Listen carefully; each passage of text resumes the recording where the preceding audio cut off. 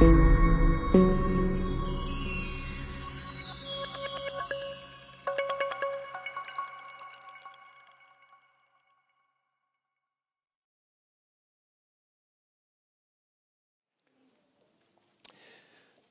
Corinthians chapter 10, I was lightly referencing this a few minutes ago, is a great case study on having an attitude of gratitude and what happens when you don't. How does God respond? And this is really the thrust of the message. How does God respond when there's an absence of an attitude of gratitude in our lives? Are you in 1 Corinthians chapter 10?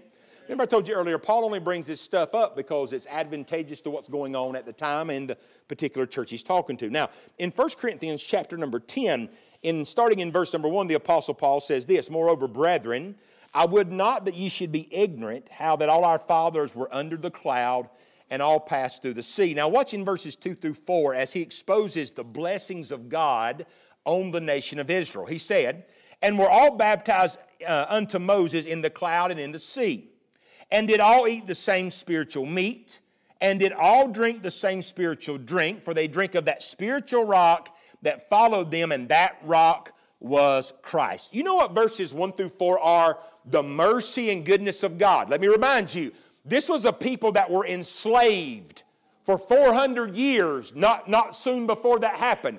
God raises up Moses, sends him down there, brings them out as he's taken them to the promised land, the land that he had given by way of covenant to Abraham, their father. Along the way, he's providing for them drink. He's providing for them food. Brother DJ, he's promised them, if you'll go into that land, I will go with you and I will defeat your enemies. But now watch what the Bible says in the very next verse, verse number 5. "But," the Bible says, "with many of them God was not well pleased, for they were overthrown in the wilderness." Now he goes to tell us how and why. "Now these things were our examples." What things? What overthrew them? Stop, church, listen. He's getting ready to tell them at Corinth, using the Old Testament example of the nation of Israel, why they didn't get into spiritual victory, which is Canaan.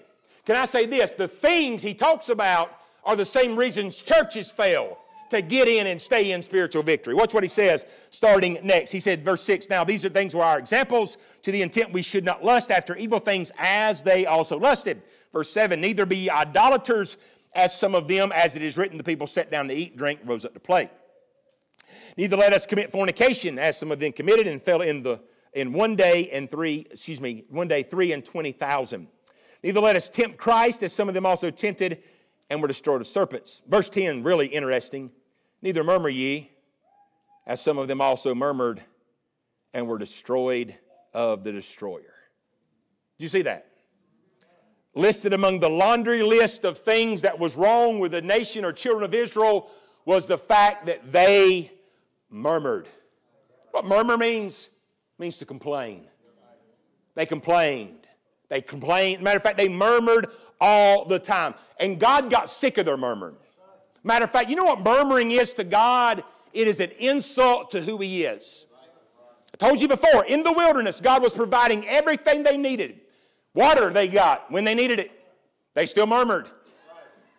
God fed them with manna. They murmured. "Give us quail." "All right, I'll give you quail. It runs out your nose." Be careful what you ask for. God's going to give some of you some things you think you want now.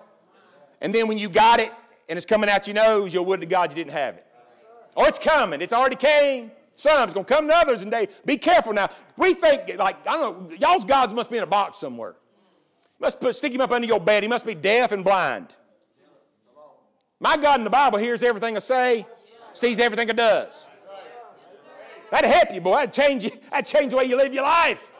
But now if your God's like a jack in the box, you stick him under there until you need him, and then you wind him up and he comes out and he, like a genie in a bottle, grants you your 3 wishes for the day. You pop the top, send him back under the bed. Is that your God? That's the way some people act like their God is. But I'm here to tell you, all this murmuring, man, they messed up. It got so bad in their complaining spirit. Here's what they started saying. "Would to God we could go back to Egypt." Now hang on, why was you crying to get out? The reason they got out, their cries come up, Exodus chapter 1, to God, which He raised up Moses. Why are you crying to get out of something? God gets you out, not long later you're crying to go back. Complaining and murmuring spirits. Ironically enough, listen to me now, the ones that did all that murmuring and complaining, as he said in 1 Corinthians 10, fell in the wilderness. Or we could say it this way, they failed to get what God had for them for one reason or the other. And one of the main reasons was they lacked an attitude of gratitude. Now, for the children of Israel, their unthankfulness cost them the promised land. Let me ask you a question. What's your unthankfulness going to cost you today?